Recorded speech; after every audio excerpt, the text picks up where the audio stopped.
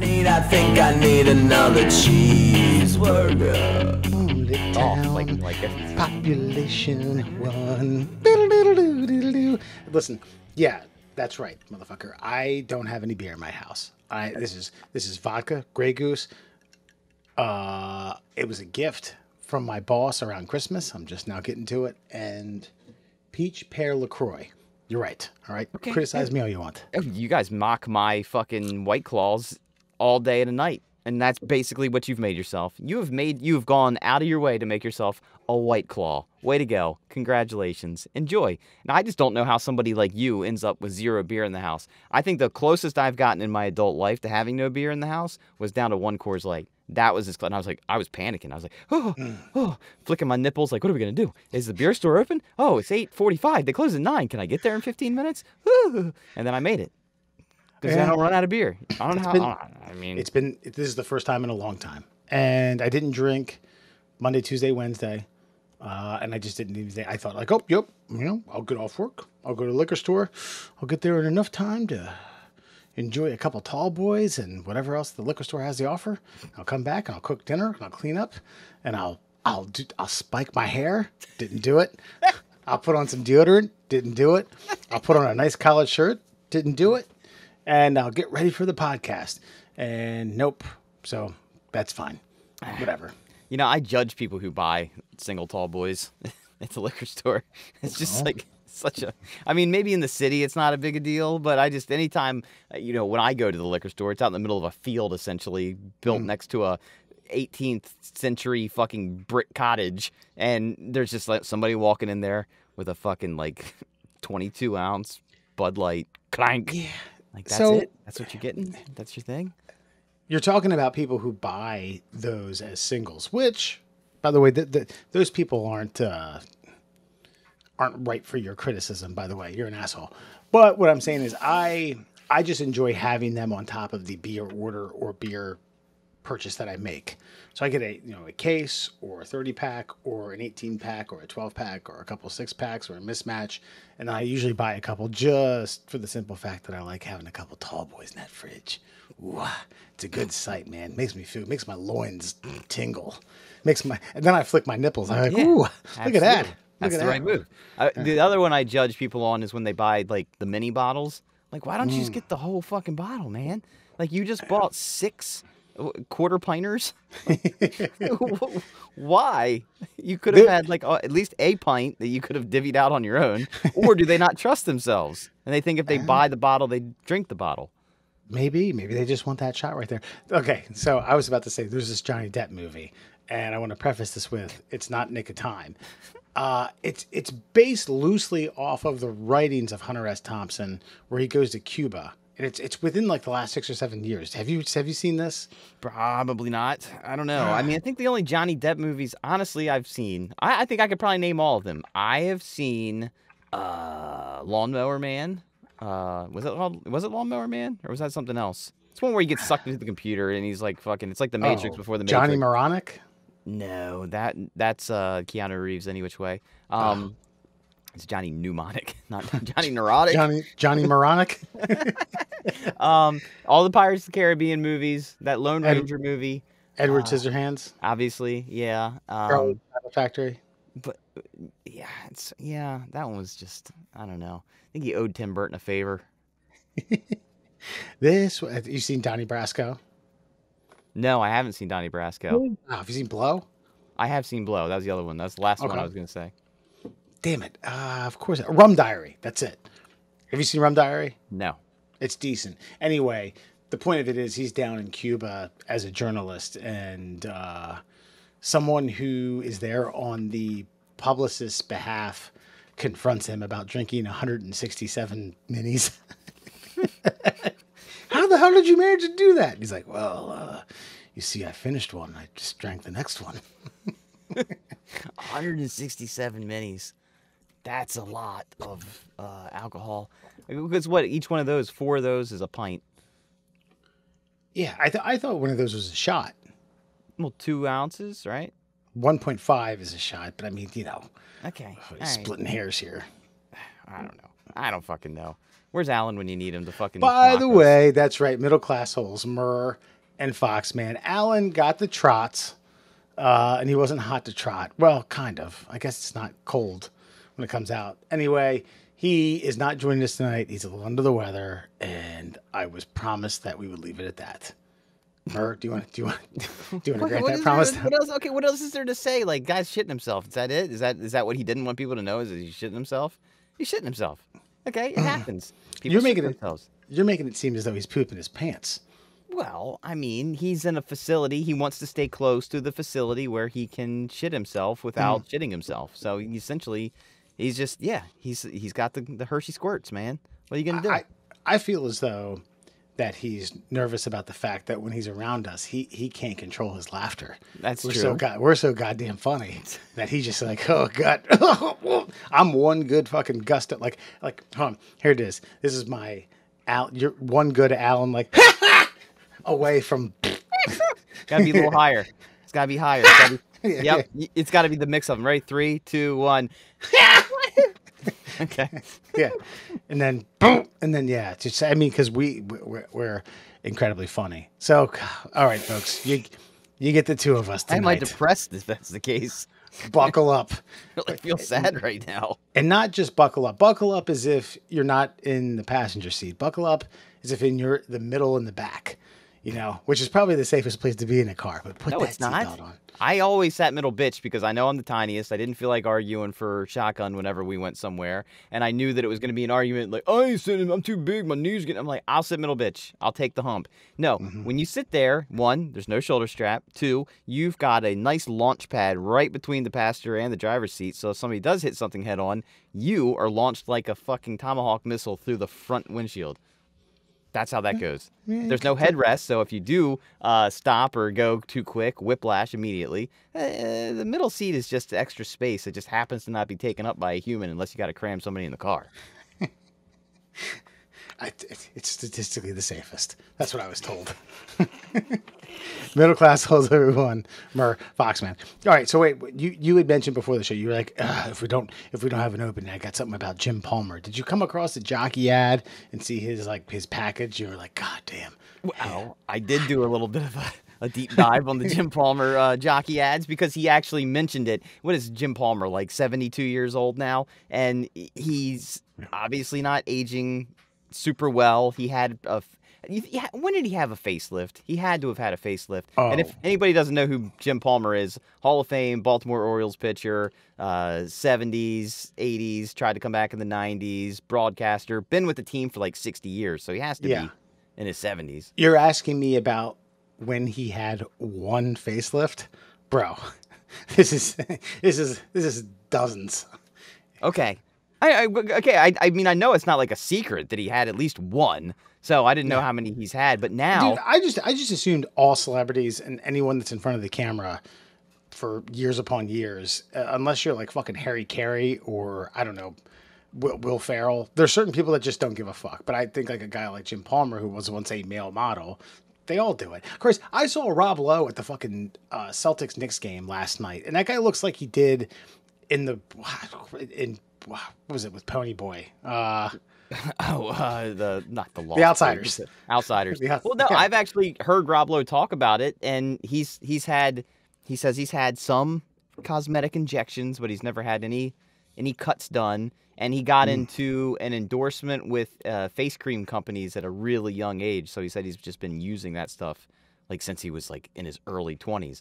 But Jim Palmer now, the scarring, I guess, is so bad that if you notice, he keeps like a heavy, we'll call it a 10 o'clock shadow at all times. And it was almost as if out of nowhere, he had to remind everyone that he worked for the Jockey Underwear Company during a live broadcast. And I started thinking about that. Could somebody like Jim Palmer get away with what he got away with for all of those years? Because if people don't know this, if someone was retiring in an office building, like we even had, I can't remember the secretary's name that retired from Perryville High School, but they got Jim Palmer to come to Perryville High School on her last day with a pair of jockey underwear to snuggle up and rub them, let her get a good, like she's getting some chloroform to the fucking nostrils. And old Jimmy Palmer then signed his underwear and gave it to her. And I wonder if you would get canceled for that today if you tried that as a maneuver, because that was like his side gig. Yeah, I mean, okay. When you say try that today, though, perhaps I'm too far removed from pop culture to understand, like, who are there male underwear models? I'm sure there are, but I mean, what, like, okay, first of all, Jim Palmer did that or before he was a Hall of Famer, but okay, imagine Derek Jeter, who retired in 2014. 2015, a couple of years later, he was like part owner of the Marlins. Imagine he's like, you know what, I'm going to put this whole ownership thing on halt. I'm going to model jockey. You had to have like a like for like. Could it fly today? Could Jim Palmer or I don't know, Justin Verlander or Max Scherzer, who's and these are all Hall of Fame pitchers, or let's say Tom Brady. How about that? Okay, Tom Brady. All right, Tom Brady. Well, Tom Brady's that's not tough really to say. He's got a handsome face, but not really a handsome body. Jim Palmer definitely had like a Han Solo thing going on. Yeah. Jason Momoa. What, after acting? No, like during acting, like he gets a gig. He's like the new Calvin Klein model or whatever. Jockey model, then doesn't matter. Then Susan, the 40-year secretary of Oshkosh, Wisconsin, gets a surprise visit from Jason Momoa, and he's like, "Look at this. This is for you, ma'am." And she's like, and, I want to smell your musk. Did you wear these? I wish you would. A worm in the car. Wait, no, but on a two-factor, one, could the person who modeled the underwear show up like shirtless with his underwear, like almost like a Chippendales spot, and could a company even have someone like that come in to do that kind of thing? You know what I mean? Hold on. Palmer showed up to Perryville High School with just underwear. Yes, for the sake of the story. No, he didn't. No, okay, he showed up in a suit or something. He showed up in like a nice like a nice polo shirt and some slacks, and he had his underwear, and he holds them up, of course, and you know the crotch has been bulged out on purpose. He came in. He was in the parking lot swinging two baseballs inside of it just to stretch them out a little bit. I know how to stretch this out. I mean, I think today, no matter the situation, no. A retiring secretary at a public school, or I think for most part, any type of retirement party, unless it's very, very intimate and small and with a private company where they sign non-disclosure agreements. No, I think times have changed, man. You can't have someone, like in a tech, let's just say that, for example, from Office Space, like, ooh, so Peggy's retiring. Here comes Max Scherzer. Like, look at this. Like, no, it wouldn't work. Yeah. I mean, we've become we've become like Puritans again somehow. And it's not even our fault. Yeah. It seems like the people who want the most freedom want to steal the rest of the fun from everybody else. Yeah, why did we progress but regress? Think about this, and I'm not even trying to get political here. Okay. Right now, they're trying to protect drag shows for children, but if I want to have a sexy underwear model come in and send my secretary off into the pasture, I'm going to get canceled for that. Why don't you just do a 2-for-1? Have the drag read and then, present the secretary or someone at the front desk underwear for their retirement party. Come on. Economize. Everybody wins. Everybody. The children and Bartha. And the kids and the kids can tape it for AV Club. Mm-hmm. Yeah. That's right. I put that for years to come. No, you're right. You're right. And I did see, I saw that on the, that Jon Stewart, he was interviewing like an Oklahoma senator. Have you seen that? I have to go a little more detail than that. Jon Stewart's interviewing an Oklahoma senator about, the Second Amendment. And he does mention like the drag show readings to children. It's like, oh, well, the United States government does, in certain circumstances, have the right to protect citizens Yeah. And he's like, so you want to protect people? You want to protect? I don't want to get into it. I don't want to get into it. Well, I mean, anyway, yeah. Well, I mean, either way, I don't know. The point is, I don't know. I don't. I just don't. I want to avoid a Second Amendment conversation. I'm pro Second Amendment. That's it. Well, obviously, but oh, Jesus Christ. Why'd you do this? You're ruining this conversation just like you ruined our TikTok channel. You ruined our TikTok channel, Wes, by getting on there and debating with 9/11 truthers. Now, every single video that pops up on TikTok is some scientist explaining how buildings collapse, or don't, or should, or shouldn't. That's everything that's on there now. You can cancel me. Do you want me canceled? I'll get up and walk away. You can do this solo, bro. You can talk to yourself. Done it before. Do it again. Yeah.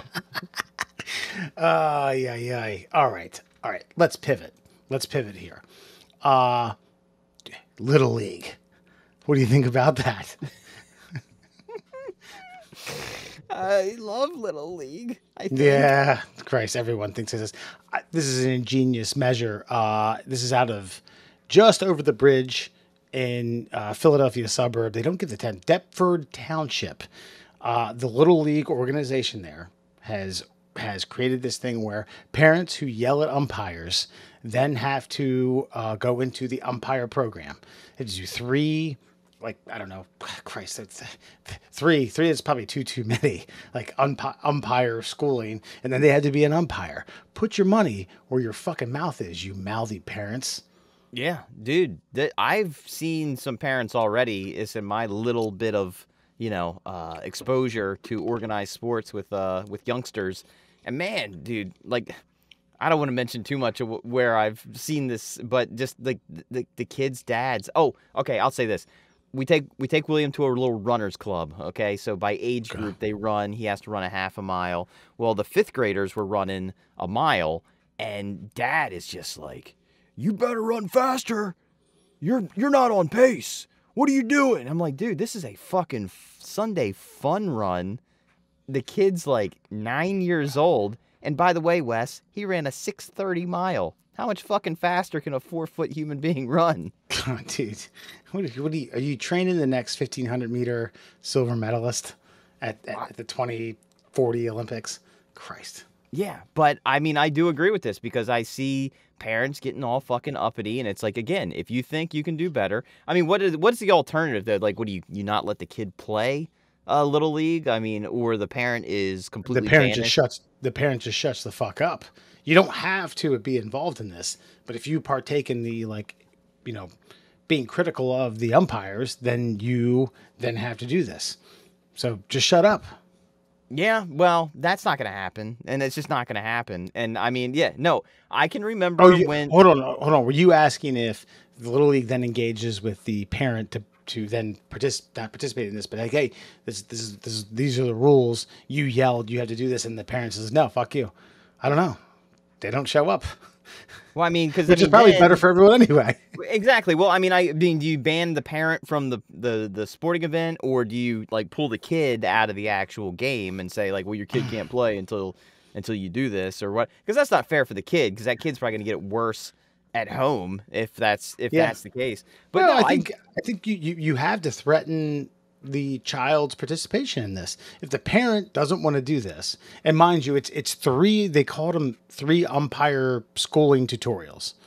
Christ, man, that sounds like torture. Yeah. I umpired once simply because there was not enough people over 18 around at a Little League game. Like, hey, did you play baseball? Yeah. You want to umpire a second? Yeah, sure. You got it, man. And did it. I don't know. I had to make one call, but if they don't want to do this, then the Little League has to say you can't show up, and then if you do show up, then your kid can't show up.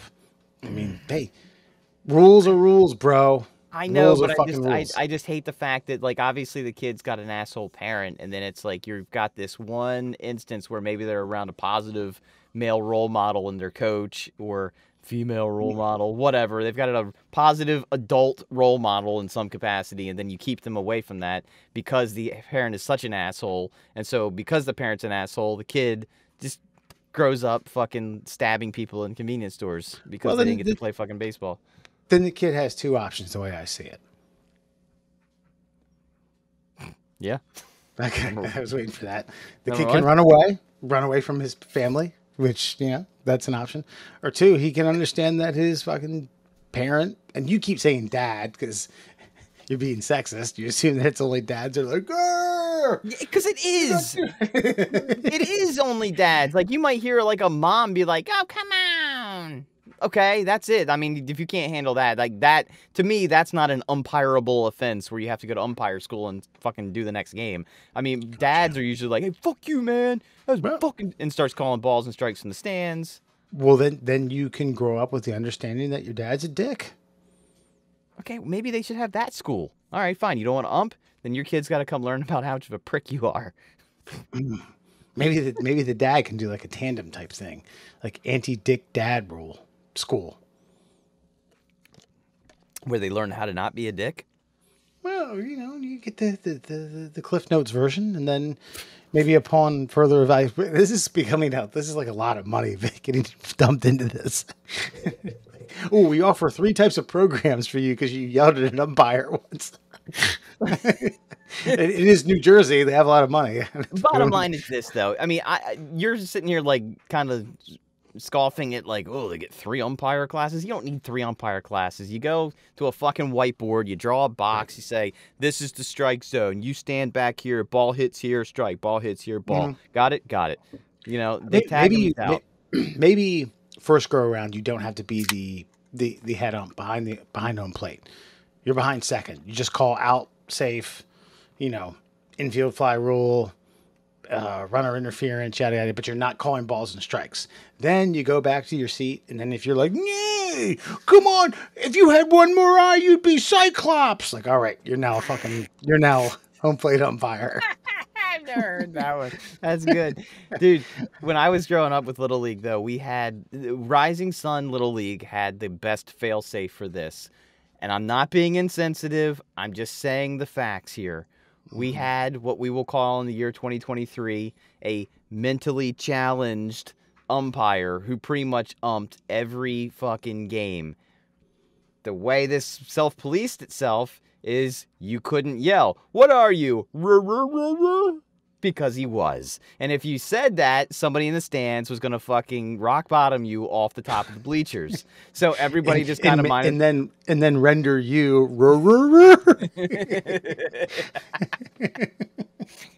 Bingo. And the guy was a good ump. He made a couple bad calls every now and again, but it's like kind of like his thing. And he may not have been like born that way. I think he might have had a stroke or something, but he definitely like, raw, and that meant ball, and that meant strike. So I gotcha. Hey man, just so long as you have an animated like strike 3, you know what I mean? You can't have some like, well, sorry, now you got me. Strike 3. You gotta have you gotta do like a Leslie Nielsen from Naked Gun, like sit down. He definitely had the he had the cock, the good lawnmower start. Yeah. Good. You were pulling a bow and arrow back way too fast. Like perfect. All right. Yeah. Perfect. It was money. Perfect. He was a good ump. But no one yelled at him because they were like, well, we can't really, I mean, he's got that thing and we don't talk about and right. This is all it makes for. Make some good calls, make some bad calls. So you're saying someone without special needs is subject to more scrutiny from dick-headed parents because, that's a good point. No one ever, you know what?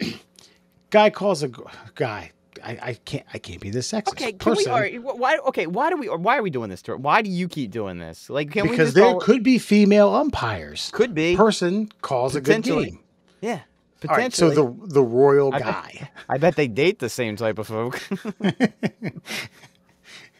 Person calls a good game. No one's gonna go up and be like, "Hey man, hey person, sorry, that was." This is why we can't have underwear models let our secretaries retire in glory. I swear to God, if Jason Momoa was rolling through, I don't know, Sherwood Elementary, I'm sure everyone would be busting. I'm retired today. I'm pulling my money out of my 401k. I've been here for 2 years. Look, if I retire and they send Jason Momoa to my retirement party, look, I'm grabbing a titty too. I'm just gonna be like, ooh, look at that. That's so meaty. How do you get it so meaty? How are you so aqua? Man. Man. Yeah. Person, aqua person. Aqua person. But no, it's just umpiring, officiating, refereeing is such a thankless job. Most of the time, people don't be like, hey, you called it right down the pipe. You were fair for both teams. Great job. Never happens. You only get the earful when you're bad. Well, I've been watching now because you got me into gambling so much, the NBA. Like, I don't see how these NBA guys, like, referees, are they called referees in the NBA? I mean, referee is asexual, so yeah, I think so. Oh, motherfucker. What is the official title of the human that makes the calls in the Referee. basketball game? Okay, the Referee. Dude, they get so fucking jawed at, and it's like, it's personal. It's on the court. There's only 5 guys out there. Like, at a football game, you know, you got like 22 people on the field at once. You're wearing a mask. Like, there's a little bit of anonymity. I mean, I know in the pros, obviously, they know who the fuck you are. But, like, dude, like, there's been a couple of guys just like straight screaming at these. And finally, I've seen a couple technicals finally called. But I'm like, yeah, how would you expect to get the next call if you're that much of a cocksmoker that you're just like in their face like that, like taking it personal? It's so okay. After, and I'm only talking about sports that I watch, football, basketball at the collegiate level. And then after that, I don't watch college baseball. I don't watch any other college sport. But, I mean, college athletes who are there under scholarship have something on the line. And the coaches there have something on the line. These aren't your English teachers who are banking on Jason Momoa to show up with, like, you know, skid-marked undies for their retirement party. These are people who, this is their livelihood. This is how they make money. They have to win. They have to create a good program. They have to constantly recruit. They have to develop the athletes that are there. They have to make sure that these fucking college kids are adhering to all the rules they have about drinking, working out, diet, blah, blah, blah, blah, blah. And the referees are more or less obsolete, man. I've heard some crazy things, these conspiracies about, you know about bowl season with football, right? Yeah. There's like a gajillion of them. They mismatch the referee groups. Do you know what I mean? You don't normally, like, okay, if an SEC team and a Big Ten team are playing in, let's just say, the Rose Bowl, you don't necessarily get an SEC or a Big Ten ref squad. You'll get somewhere else, ACC. And these people are like, the ACC's way too fucking slow. These goddamn referees can't keep up with the speed of this goddamn game. They're called all preposterous things, you know? And I can't imagine being on the court. I can't imagine being a ref in the early 2000s with that dickhead Rasheed Wallace. Just, he probably told you that you had no penis. I was about to say your penis is small, but pull down your pants, you're a Ken doll. Was it Draymond Green the other night was just like in homeboy's face? Like I'm like, dude, stop. Like, I'm getting uncomfortable watching it. And I'm like, how is this guy even like going to participate? Do you think like he's going to be like in 3 plays, like going to give you a foul because like, well, I'm going to show you I'm fair. Yeah. Fuck you. That's right. No, you're going to fart across the court and I'm going to call a fucking personal foul. And especially the NBA has gotten somewhat funky with like the flopping and the theatrics, someone catching, you know, a graze of something on their nose, and all of a sudden it's like they've been shot with a tranq gun in the neck, and they flop around, and I could certainly see if I was on the receiving end, not the receiving end of that, the foul was called on me in a crucial moment of the game, and that puts me at like what? Well, NBA is 6 fouls, 4 or 5 fouls. I just sit down. I'd be like, Are you out of your fucking mind? I don't know if I'd say that, but I could see how things could get dicey. Well, like, you know, people talk about quarterbacks, like, you know, some quarterbacks get the call, some don't. Like, I've heard like Aaron Rodgers mic'd up, and before the coin flip, he'll be like, "Hey, Paul, how you doing? Listen, man, And he'll like just chat him up, like how's the family, blah blah blah blah blah. And there's somebody that gets calls. Does Like, your wife have a retirement party coming up? Let me know. And I remember one of my favorites is Chris Carter from the Vikings. Like he walks up to like one of the line judges before the game and he says, "Listen, man, you know who I am, right? Yeah.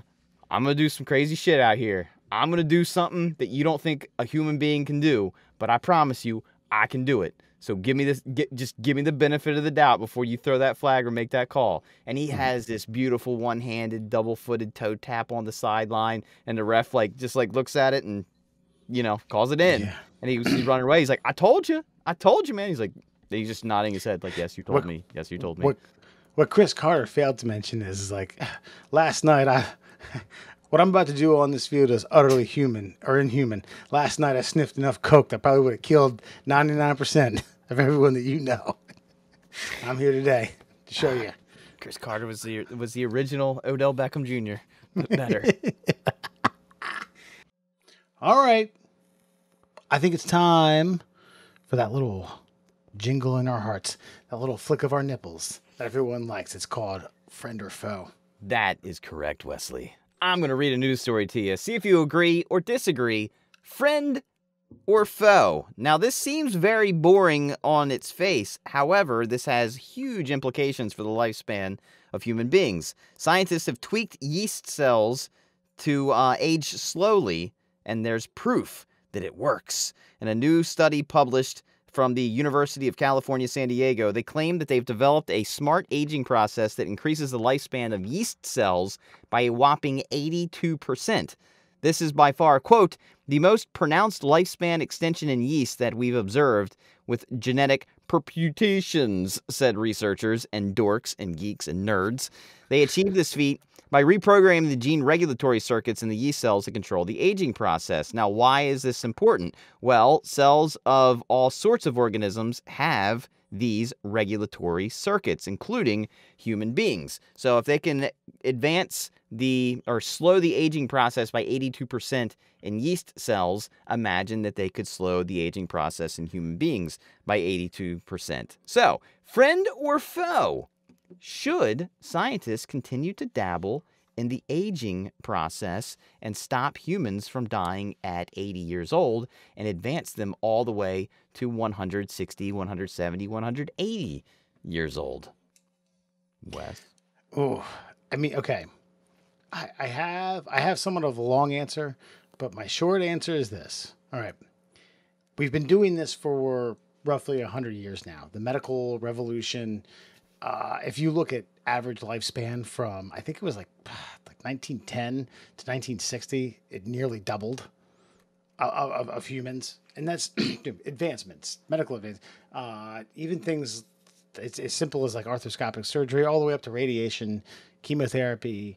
Now we have stem cell. It's ridiculous. I'm friend, but my hand is hovering over the detonation button. Okay. I want to know more about the detonation button. I think that's a more interesting point because everybody thinks they want to live longer. Yeah. But what implications does that have? And is it almost, I guess my question, it's kind of like a moral quandary. Like my question is like, it comes back to like artificial intelligence. Just because you have it at the palm, at your fingertips, like, should you use it? Mm-hmm. Yeah. There's a yang yin thing. There's a yin, there's a yang, there's an ebb, there's a flow. The universe knows. And when people start living longer and when the planet gets more populated with people that should have died off years ago, catastrophic shit happens. And I'm not talking about an asteroid that comes flying in. I'm talking about death, disease, virus, and some shit that people like. I'm not, arms rotting off. No, but just, I don't know. To me, it just seems as though I've heard and I've read that at 13 billion people, we can't feed enough people. We can't feed everyone. We can't kill enough fucking cockroaches to produce enough protein for people to eat. We can't produce enough corn, rice, yeast.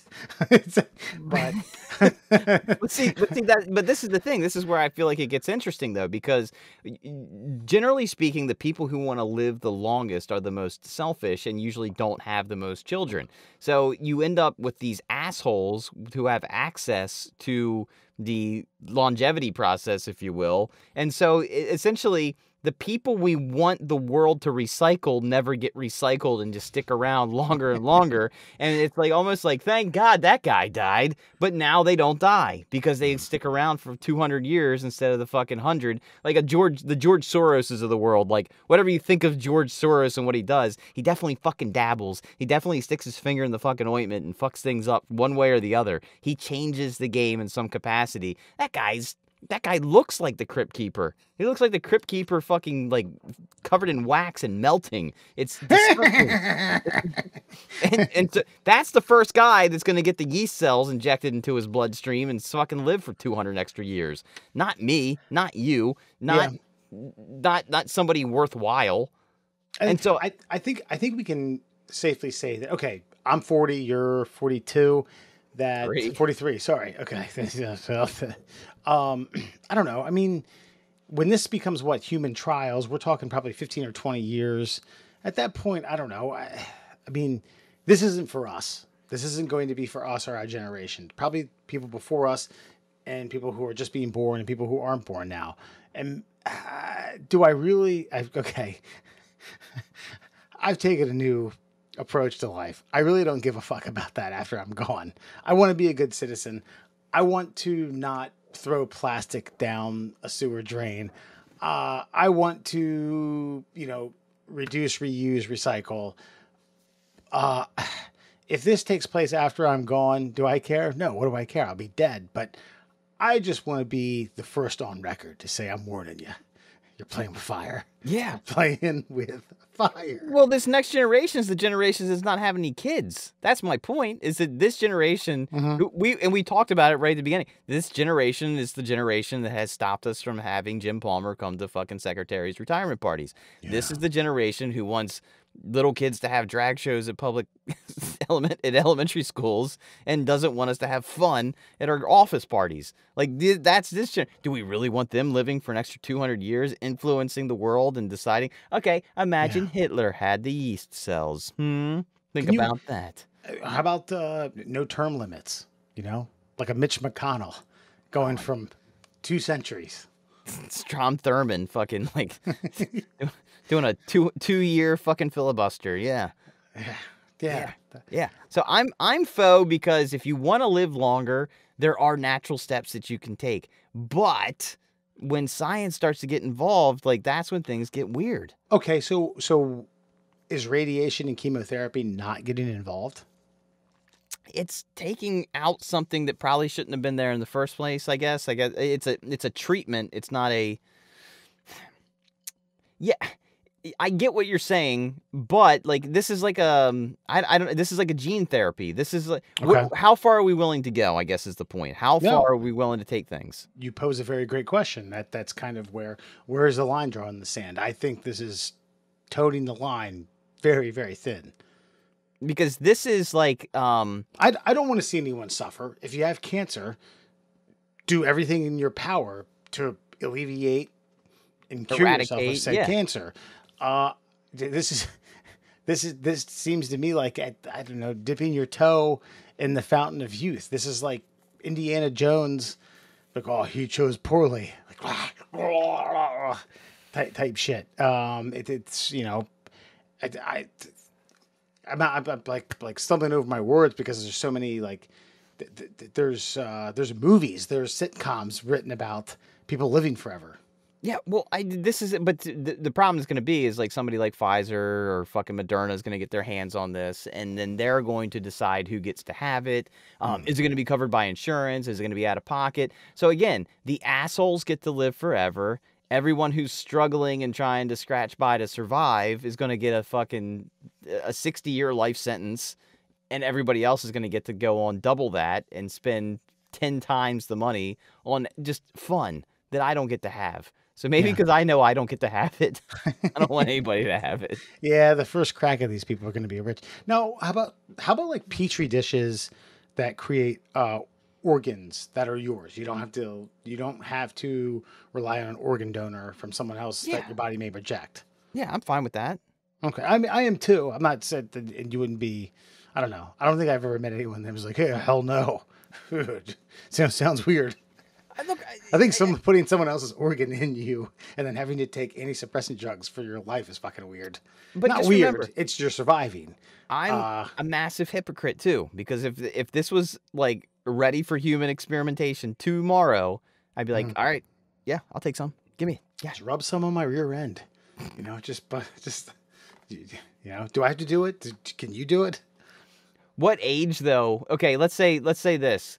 Okay, let's say they can freeze you at a specific age. What age are you getting frozen at? You can't learn anything more. You won't forget anything, but you can't learn anymore. You don't get any physically stronger, but you don't get any physically weaker. Like, what age are you picking? What's the sweet spot? Okay, hold on. What's the point of being frozen? No, I'm saying like age frozen. Like you're gonna Mr. Fox, you're gonna live to 150 years old, but you're not gonna. But you're gonna stay looking like this, feeling like this. It's come and gone, man. I probably would have done like 30, 33, 32, 33. Okay, but but remember, it's everything it's only the information that you had up to that point. I was all right then. I feel like. Yeah, I mean, maybe 35. I don't know. There was some drastic changes after 35 that I was like, yeah, fuck. 37. 37 was my number. I tell everybody at work, like all the younger guys at work, I'm like, listen, 37, I felt every day after that. I'm still feeling it. It's all just fucking downhill. I don't know what to do. Freeze you then? Yeah, no, that's a good deal. That's a good deal. And actually, as a matter of fact, I was at a buddy's, a good friend's daughter's senior softball game. Like this past week, and met her boyfriend, very nice guy, but just chit-chatting with him a couple times, I was like, Jesus Christ, man, fuck, this is tough. He was telling me his diet, and it was like a good jillion calories. He's like, yeah, I'm never really hungry throughout the day. I was like, no shit, you eat 4 whole fucking chickens. No human alive would never be hungry. I know, and here I am. You eat at 10 o'clock and you don't gain an ounce of fucking weight? Nah, man. Nope. Dude, no, I know, because like maybe that's the age. Oh, when you can eat whatever the fuck you want. You're dumb as shit, naive as a squirrel looking for a nut. Sure. But you can fucking do physically anything that you want to do. In that case, I would pause myself at like, I think 23. That'd be a good age. Now, here's the thing. It's a matter of the personality. This guy was a very nice person, respectful, engaging. We chatted. There were 2 people his age in front of the bleachers who were total assholes, heckling people, yip-yapping, talking about how cool they were, talking about how someone barfed at a party or something like that. I don't know. I wasn't paying attention. That seems... Now, again, I don't know. I don't think I want to be any of them. Not at this point. Dude, I'll go 32. Maybe because I was like, is there money earned or no? Well, I mean, what are you capable of earning at that age? So you've already got your degree, you've already got yourself like a foot in the professional door, and you can just advance upon that. I don't think an employer is going to look at a healthy 32-year-old who's smart and be like, oh, I don't know if this guy's the right person for my company. I mean, but think about this: retirement ages. You know, France is about to burn itself to the ground because they want to go from like, 62 to 64. What will the retirement age be at that point? If you're going to live to 100, let's say 180, is the retirement now like 120? Yeah. I think, okay. I think knowing what I know now, maybe I wouldn't know this because I wouldn't have talked to you about this, but I would invest in underwear retirement party for older women. Like, hey, look, I wore these and they're yours. Let's take a picture. Let's put this up on the caulkboard for everyone else to see at the office. We're just not going to give up on Jim Palmer and his panties, are we? Sorry. Yeah. So anyway, friend, but my hand's hovering over the self detonation. But the what's it in Terminator? You know, destruct. No, I don't think that's Destruct. what it was. I think it was just the enter key, and Skynet took over, and then the world went to shit. Yeah. Operation blow up. Then that's your friend or foe. Yeah. All right. Take us to Fun Fact Friday. All right, let's You're you're obviously disgusted with me and my opinions. And because they're bad. I mean, most people's opinions are, just what they are, but yours are wrong, and I don't know how to defend or talk you about have them. this is one of my favorite. See, I wouldn't have learned this at 22 or 34, as I said. You have a right to your opinion. You have the right to be wrong. Your opinions can be wrong. Exactly. And yours are bad. So let's go and get ourselves some knowledge here. By the way, we do have our sponsors, but I want to tell everybody that I found a nice little diamond in the rough on HBO Max. It's College Humor Presents High Science. And basically, there's an AI bot who synthesizes information into nuggets of marijuana, and he lets the janitors smoke his knowledge and then takes them on a journey. And I think everybody should watch this because it actually is very informative. It's what National Geographic and Discovery Channel used to be before it turned into like the whores of hoodlum and decided to show us all about sister wives, and that actually teaches you science, but only if you're stoned. It's a great little show, so I highly recommend it. But let's expand our minds the old-fashioned way with some mental floss. Amazing facts, brought to you, of course, by our great friends over at the Shin Splints Recovery Group. Hey, summer's right around the corner, and if you're trying to get that beach bod in shape by running a few miles here and there, you might experience a little bit of pain below that knee and above that ankle. Well, the Shin Splints Recovery Group is here to help you out if you've got that pain. And we're also brought to you by our newest friends over at Flat Earth Science, advocates for truth. If you like debunking myths the way Wesley Fox likes to debunk myths, well, try to debunk the curvature of the earth. You can do that at Flat Earth Science, advocates for truth. You're going to need a little more than a protractor. I'll tell you that. You need some thick skin and to understand cognitive dissonance. So here we go. Did you know the average person's nose, let me start that again. Did you know the average person's nose filters around 20,000 liters of air every day? How the hell do you measure a liter of air? I don't know. That's a lot of mini bottles. Johnny Depp's got nothing on this. I don't doubt it. I mean, because you're supposed to breathe through your nose. This is another thing. Well, I'll hang tight on did you know and compounding facts, but no, I didn't know that. But you're supposed to be breathing for the most part with your nose all the time. How the hell do you get a liter of air? I don't know. You're posing a great question. This is when, strangely enough, this is where Alan comes in handy. Number one, he's great with the Google machine. Two, his brain is actually functioning fairly well That's right.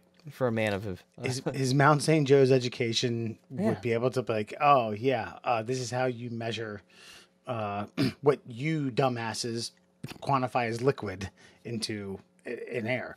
Well, but is air? Here's a question. Ooh, watch this. Is air a liquid though? Is it a vapor? That's you know what I mean? Because it's made of molecules that are obviously mixed with some moisture in the air. Like people get nosebleeds when the air's too dry because there's not enough moisture in it. So is air measured in liters because it's got a moisture content? Oof. I mean, if it is, then I think at least the way I'm summarizing this in my mind, that a liter of air is much more. I mean, 20,000, it's like a lot of leagues under the city. Okay. Okay. Right. No, what I was going to say was, for people who don't breathe through their nose when they're sleeping, I read that if you mouth breathe, and that's a joke, mouth breather, that your jaw structure changes, and you become, I don't know, not as beautiful as you once were. Well, yeah, because you're if it's hanging low, your muscles aren't tensed, which means your jaw doesn't naturally stay closed when you're just and you look like a dumbass. You, you look like the umpire in my Little League games. Hell! It's a good ump. It's a good ump. Great ump. Did you know Earth's biggest waterfall isn't on land? It's in the Atlantic Ocean.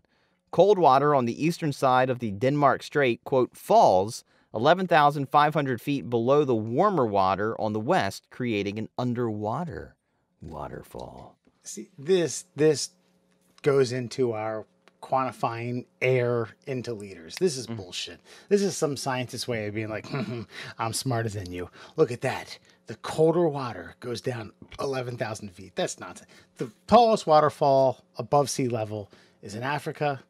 I've seen it on YouTube, but this is nonsense. This is a nonsense fact, in my opinion. I don't disagree. It's a technicality. Well, I thought it was like Angel Falls. Isn't it? Where is that? Is that like Uganda? Okay, I'll just take your word for it because I'm not skilled enough to type these Angel things in. Falls in, well, there's Venezuela. Yeah, I mean, which was once part of the same continent before they Exactly. broke off, and yeah. Angel Falls is that the biggest? I don't know. That's the one that you always see because like World's sometimes. tallest uninterrupted waterfall. Okay. So I guess I'm sitting here talking about technicalities. Uninterrupted. I mean, there's something that could like, hit a rock and spot her out. I thought there was one in Uganda that you can kind of like swim up to the very end. Maybe this is it. I just know that like Angel Falls is like so high that sometimes like if the water's not like as the flow's not as good, like the water doesn't even actually hit the ground. It mists before it actually hits the floor. Yeah, it's impressive. Venezuela. Need to get there. Did you know? For decades, fans of McDonald Land history have wondered the same thing. What exactly is Grimace? The genial purple teardrop-shaped mascot that looks like no species on the planet. In 2012, McDonald's tweeted that, quote, Grimace is the embodiment of a milkshake, though others still insist he's a taste bud. In 2021, a McDonald's manager in Windsor, Ontario, Canada, furthered the confusion by claiming that he is, quote, an enormous taste bud. So what is Grimace? I think Grimace is a product of the 1950s where they didn't have good seamstresses or seamstressers, if you will, since we're so politically correct in this day and age, and they just put a fucking fat guy in a suit, and now they are trying to make up what exactly he is. Well, the embodiment of a milkshake is complete and utter bullshit. I mean, that's crap. I don't need to be 40 or stuck at 32 to understand when someone tells me that they're full of shit. The taste bud thing, I suppose, but then I'm sticking my tongue out in the mirror and I'm like, is that Grimace? I don't know. Well, they are shaped that way. If McDonald's, just fucking tell us what he is. Just say it. Just fucking say it. Make a campaign. Dude, you get a year out of a campaign like that. Like Grimace, like, okay, like that whole ancestry thing where like celebrities go on, it's like, well, my mother was adopted by a bunch of neo-Nazis and they always wanted to know who their biological parents were. Can we go on this journey? Yes. In fact, we can. Just fucking do something like that with Grimace. Yeah. Or just, as you mentioned, listen, we were between a rock and a Big Mac, and we had to come up with some shit. We had to come up with some ad campaigns, and that was it. It was a big fucking purple suit. Nothing more. It's not a taste bud. It's not a milkshake. It's not the embodiment of a milkshake. It's not your herpy that's sticking below your fucking rear end, or a hemorrhoid. It's nothing. It's a purple gumdrop. I got the perfect campaign for it. There's a land of giants, okay? And they only like eating terrible food, like fish and fucking like just disgusting like boiled vegetables and things. And Grimace is a taste bud in the giant's mouth. He's like, I don't like this food. And finally, Grimace breaks off one day and discovers McDonald Land, where everything's delicious and wants to live there forever. And then he runs into these pandas and bears who are part of a rap group. And they discover flow cakes. Yes, ladies and gentlemen, flow cakes coming soon to a grocery store near you. Yeah, 20 years in the making. Thanks for ruining that ad campaign, Wesley. Did you know the tingling sensation you get when your foot is asleep is known as temporary paresthesia? No, I just usually thought it was a temporary goddamn it. Shit hurts you. What the fuck's here? I can't walk here. Yeah. I mean, how old's William? 8. 8. Have you witnessed like a situation where you guys were watching a television show or a movie and he just gets up and just flails around because his feet or arms are asleep? Really? It doesn't? No, I don't think he's ever experienced this before. And now that I'm thinking about, like, you know, like all the firsts in life, like, no, I don't think I think he's bled like twice his entire life. Okay. I mean, you need a good, here's the order.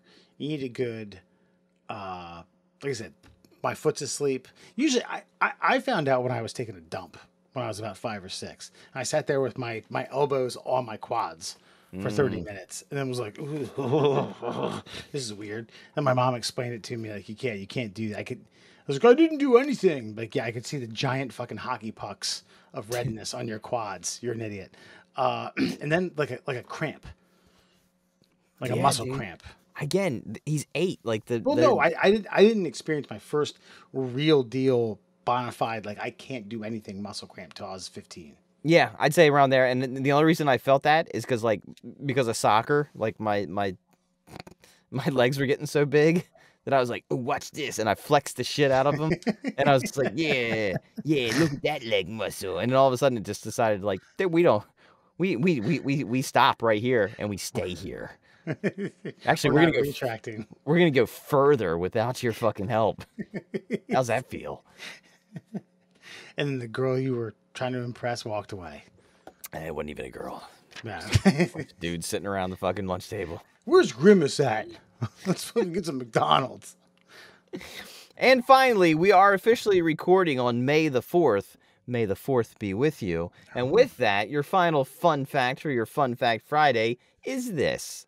Did you know, in an early version of the Empire Strikes Back script, Luke's father wasn't going to be Darth Vader. Instead, an unnamed Elder Skywalker would show up as a Force ghost while Luke was training with a Jedi Master named Minch, who would eventually become Yoda.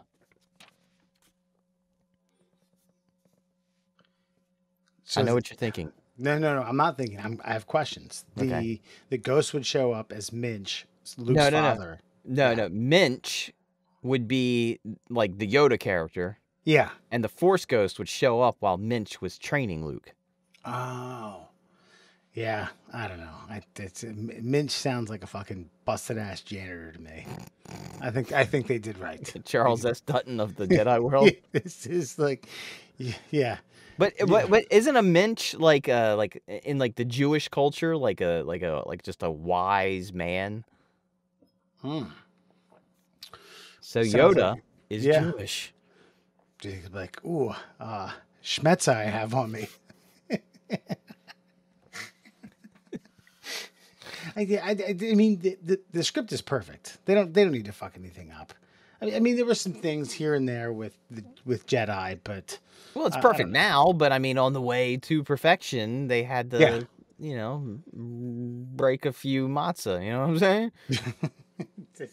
A few muzzle toss here and there. So Yoda would have been obsolete. I don't think it would have been obsolete. He would have been like the Jedi trainer, but what would have been the dark what would have been the conflict if Luke's father wasn't Darth Vader? Like, in fact, it was on before I came down here to Yeah. fucking record. Other than the fact that I mean, Darth Vader was Darth Vader, a very formative villain, even prior to him announcing to Luke that he was his father. But that made it even more, you know. Oh, well, it made the conflict even more intriguing. And that the whole point of like Star Wars is like conflict, like the balance, like. And by the way, I do want to know this from you because, okay, so I'm watching actually Return of the Jedi before I come down here, and it's before they go and blow up the Death Star. No, fuck, I don't know which one it is. Bottom line is this: they do that in Jedi as well. Okay, well, the lady, the leader of the resistance of the rebels comes in and is like, many people died getting us these plans, and I'm like, oh shit, that was the crew from Rogue One. Fuck, man. And then I'm like, oh shit, that's the lady that they featured in the Obi-Wan series that's been on Disney Plus recently. Oh shit. So my question is, has Star Wars done too much in between, or is what they're doing now filling in the gaps, like making it like even better? They have, for the most part, done too much in between, but you have a feeding frenzy. You know what I mean? There's people that just can't get enough. You could have break-offs of everyone that ever existed in the Star Wars universe, and people would watch it. They can't get enough. I guess where I'm going with this is like I feel like everything they've done's been pretty quality, except for the 1, 2, and 3, like Phantom Menace and all that shit. Because Clone Wars and well, no, I don't even mind the Clone. Oh yeah, Phantom Menace, Clone Wars, and Revenge of the Sith. Yeah, like those 3, because they give away so much about Darth Vader. It feels like Vader is the only one they should have kept a mystery, but they felt like they needed to fucking reveal him. And I feel as though he fulfilled the prophecy. He kills the Emperor. Yes. Yeah. Yeah. I heard that one. I think I killed the Emperor back there. That's right, folks. I farted. Is that Fun Fact Friday? And that, my friends, is your Fun Fact Friday. Ooh, and I don't even know if Padme had ever had an orgasm like this one, but folks, check it out at the L.A. Philharmonic. This was Christ. She kind of got it from the Force, didn't she? Yeah, I think the Force was with this woman. They were doing Tchaikovsky's Fifth Symphony, and I had to enunciate that a few times. Right in the middle of the goddamn thing, the woman experiences a loud and full body orgasm. You can look this up. Just check it out. I mean, if anyone wants a link or anything. I don't want to go too in depth, but let's see here. I just want to make sure I get this quote that I was reading. Like, sorry. I should have had this teed up. Damn it. Let's just man the theme and depth. Okay, this is it. This is from a critic who was in audience who also heard this, and he says, "The luscious main theme was adapted for a popular love song. Tchaikovsky's skillful orchestration, however, lifts the mood from sentimentally to high romanticism. The movement's principal melody is presented in a memorable solo horn, followed by an appealing woodwind solo," and then basically goes on to explain that how someone could express such thing in pure physical joy isn't a shocker to him. So in the middle of this thing, in a crescendo, a woman goes, "Oh!" and a bunch of people concur that she probably had an orgasm. Hey man, if the music moves you, man, get into it. I don't know. There's like been one time in my life where like music like moved me to a point, but never to mess my pants. No. This is a very like, have you ever seen The Ugly Truth with Katherine Heigl? No. Well, she puts on a pair of underwear for an important dinner meeting where it has like a remote buzzard on her crotch. And this just reminded me of that. Maybe her date was like, Oh yeah. Yeah. Well, because I've seen those videos on some less than scrupulous websites, if you will, and those can be fun. You know, you're sitting at dinner, and they got Yeah. apps on the phone now, and yeah, you can buzz them out. But dude, look, bottom line is, if I'm a member of that orchestra, Yeah. I tip my cap to you. You're Yeah. welcome. I've done my job here. Some people were entertained. Some people were brought to tears. Someone came. Literally.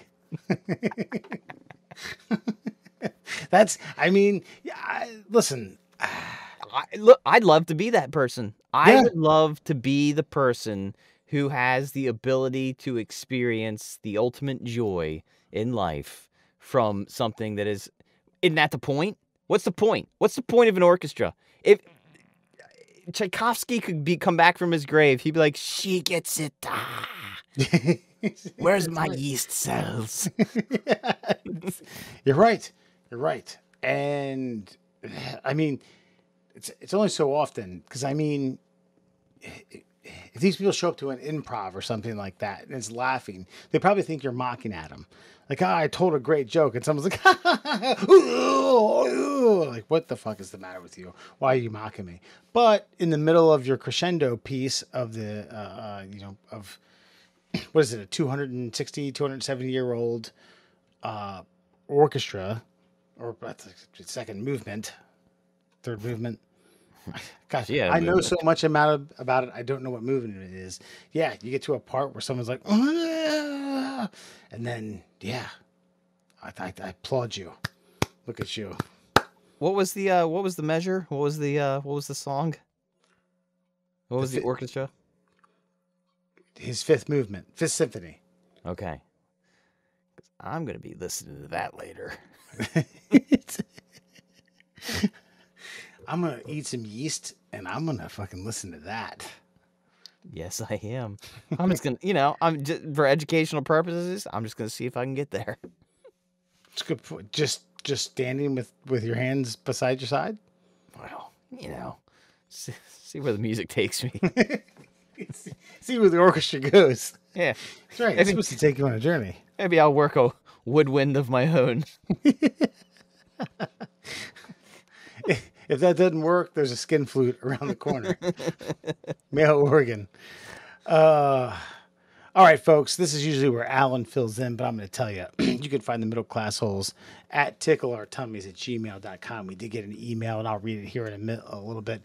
At MDL Class Holes on Instagram and Twitter, and that at Middle Class Holes at TikTok. And then you can also find us on YouTube. And if you want to debate me, good luck to you. We're there. I'm there all the time, every day, at least 30 minutes. All right. So check it out. Middle Class Holes comments or social media comments of the week. I'm going to start off with an email. Keith Kern writes in. This is a good one. Did you see this, Al? Did you see this one, Alan? No, you're shitting. Did you see the one, Murr? I saw it. I saw my name specifically mentioned, so I didn't read it because I knew you would. So I wanted to kind of come in at it fresh. Good point. This takes place last week where Murr suggested that golf courses should have coolers at every 2 to 3 holes with beers. So Keith Kern writes, listening to Murr's plan to selling all-you-can-drink alcoholic beverages to golfers had me shaking my head. This was clearly a plan generated by a government employee who has never played golf. I also was surprised that the same guy who will scam grocery stores out of a nickel on his banana purchases will assume that no drunk golfers will take an extra beer. You'd be lucky if these assholes didn't take the cooler and everything in it. I consider Murr the voice of reason at time, but this is one of his worst ideas I've ever heard. I still enjoy the show, even if you don't read the emails that I send you that you have been begging for. Hope you have a good show tonight. Thank you, Keith. Well, okay, Keith. I'm not gonna hound you for coming at me, and you're right. I hadn't thought it completely through. However, I mean, this is in response to them breathalyzing golfers coming off the course who failed to pay a bottle fee.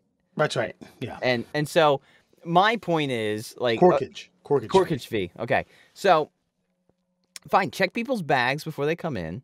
I'm modifying it now as you've brought to my attention that it was a stupid ass idea, and I'm not disagreeing with you. Check people's bags before they come in. Say, okay, listen, we've got free booze on the course. As long as you leave the course with no booze, there's no charge. It's all included in your greens fees and your tee off or whatever the fucking fees are you pay for golf. And then when you leave the course, they just they quick little zip, look inside. Hey, no beers in here. See you on your way. Actually, my boss at work is going on like he's doing some kind of like charity golf thing. Like they paid like a bunch of money, like, and it's like a shotgun start. Everybody starts at a hole and then they end at a hole. So foursomes. And in fact, he said on every hole they have coolers filled with liquor and beer, and it's all on the honor system. Just don't leave with any. That's their only caveat. I don't see how that doesn't work. Well, that's a tournament that the entire golf course shuts down, and someone has paid for all that, for the most part. Sure. Look, bottom line is, I think with a little bit of tinkering, my idea is sound. Yeah. Do you not? Okay. Do you disagree with me, Wes? No, I told you. I said that someone will fuck it up. I agree, but somebody always fucks something up, and then you ban that person from ever being allowed to be a part of the situation again, or you make them be a marshal, like the umpires, and fucking like point. Yeah, bumfuck nowhere. Like, if you ever want to golf here again, you have to kick at least one person. I say grounds crew. Yeah, something. 5 a.m. mow lawns. You gotta move the hole, which is on all 18, which is an expensive process. Actually, in the middle of the day while people are playing a par 3.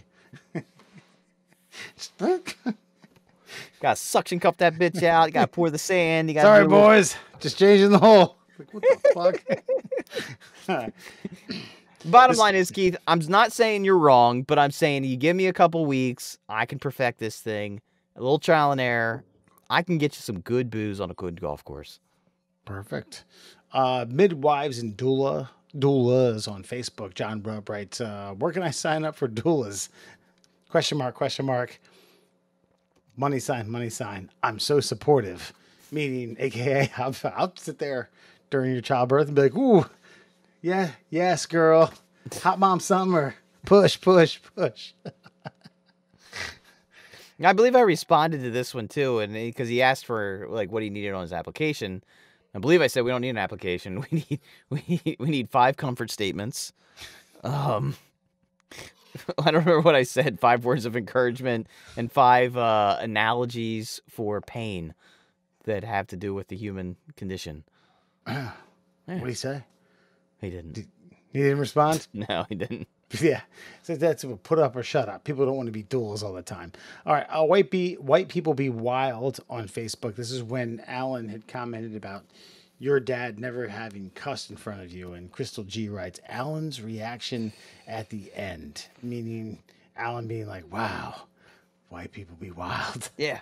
Well, that, and I think it also had to do with like skeletons in our closet. Like, we're not honest with each other. Whereas, like, apparently brown folk and darker are completely honest with each other all the time. But, I mean, you know, you're not wrong. White people do have a lot of secrets. Skeletons are white, all right?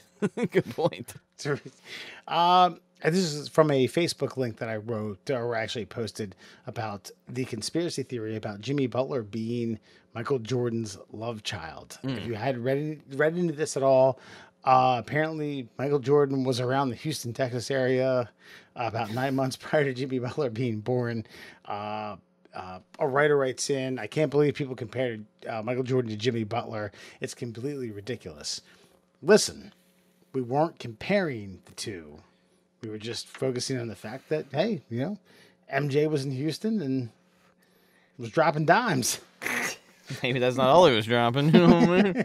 And by the way, Michael Bartowski is known as, to me, lovingly, as singing guy, because he would call into my radio show and he would sing, depending on the topic that I was speaking to.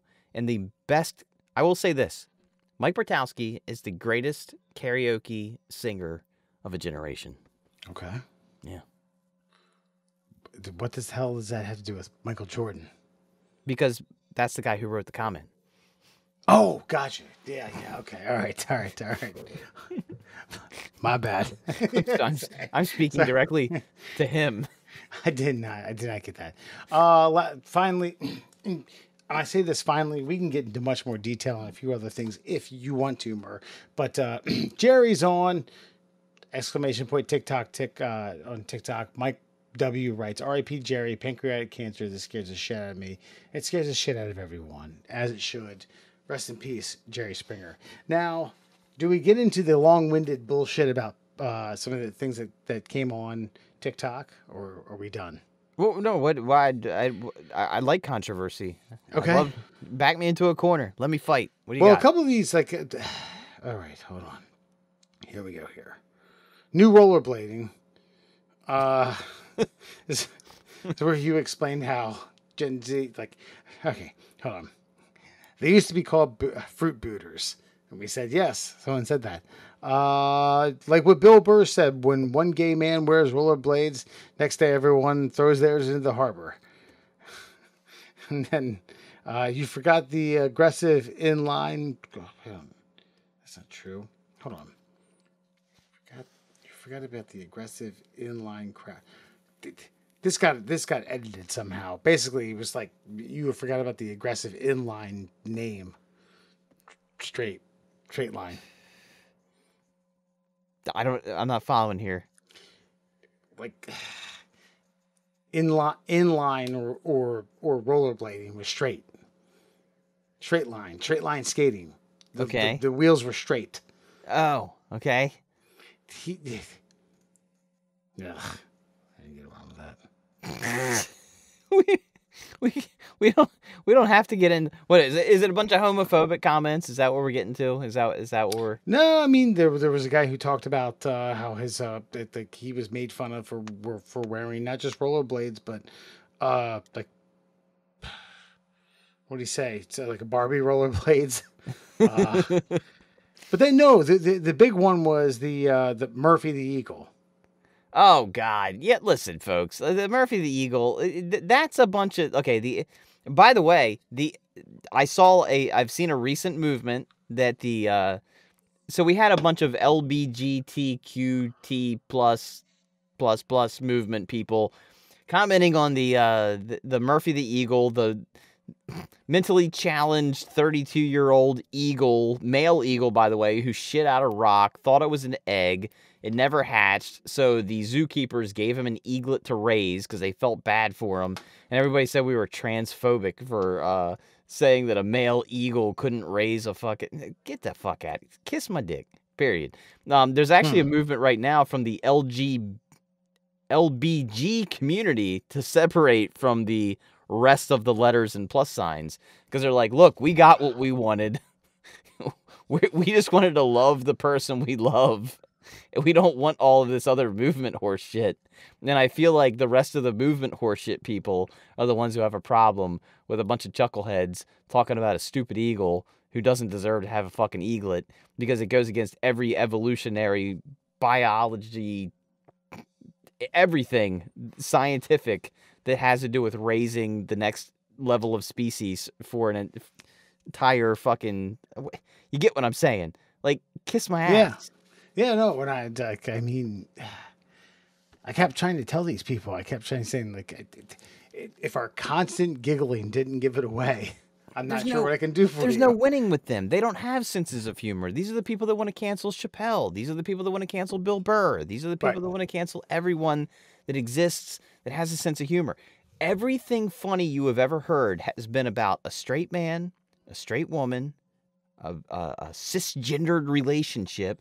We've all laughed. We've all giggled. If we can't tell jokes about non-cisgendered people, trans people, stupid birds that shit out rocks and want to raise an eaglet because they're dumb and they don't deserve it, if we can't make fun of that, then you don't deserve to have an argument in the fucking marketplace. Right. Period. Yeah, I mean, but okay, we at the middle class holes are very bald eagle, gender confused. Fair enough. We'll part on that. Everything's funny. Everything's funny. And if you can't find the humor in everything, then you'll find the humor in nothing. That's right. And you'll be the mayor of Lonely Town. Population 1. Boop, boop, boop, boop, boop. The mayor of Lonely Town. Good night, folks. Population 1.